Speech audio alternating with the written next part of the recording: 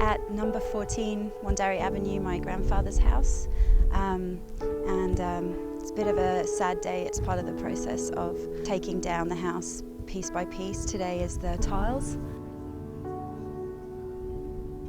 The house has been in my family for 60 years, since my grandfather built it in the early 1950s. All around are much more modern houses now. It's pretty much the last kind of relic of that time. I can't ask my granddad about the building of the house, so I decided to talk to those who shared his experience and can take me back to that time. We sailed on the 6th of February 1952, and that was the same day that King George VI died. I can remember the boat trip coming out. I can remember the emotion of my parents saying goodbye to their families. Betty Tilley and her husband Alan had also just arrived at Wexcombe. When we got off at Guildford, the first thing I thought, oh, we're in America, it's a cowboy town. Unfortunately, when we got there were Nissen huts.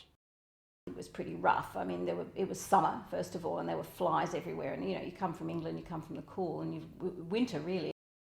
The house they put us in had no linings on.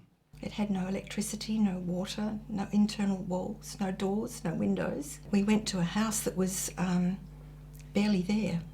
It was a bit of a shock, I think. That's the main thing. So you had no choice, you couldn't leave. A group of 12 men, including my granddad, decided to act and to take their fate into their own hands. If you had to get a team together, you had to get the balance right. So we finally got 12 people that were interested. We had carpenters, tilers, electricians, plumbers, so we had the works. The 12 of us decided which block we wanted.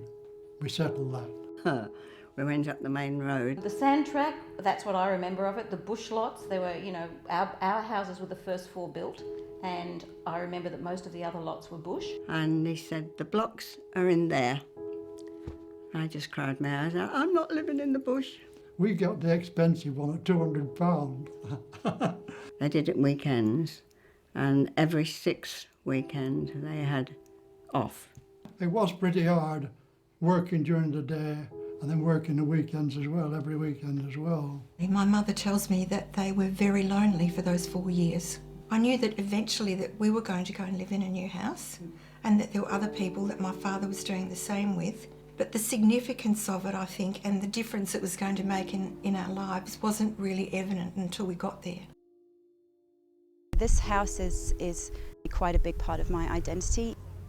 My earliest memories and my most powerful memories are of being in this house with my grandparents, with my mum and dad, my sister.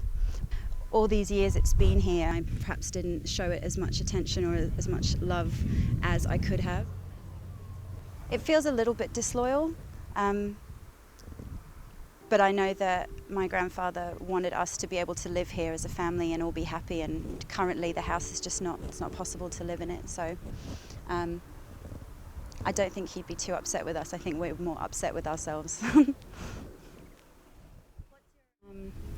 It feels quite final. I'm very aware of the fact that this is probably one of the last views I'm going to get of the house, really looking like a house. It just seems, it's very quiet. I was expecting there to be more activity right now, so it feels like the quiet before the storm, the calm before the storm. As the daughter of one of these men that worked so hard to achieve for their families, I am endlessly proud of what he did for me and what all these men did for their families.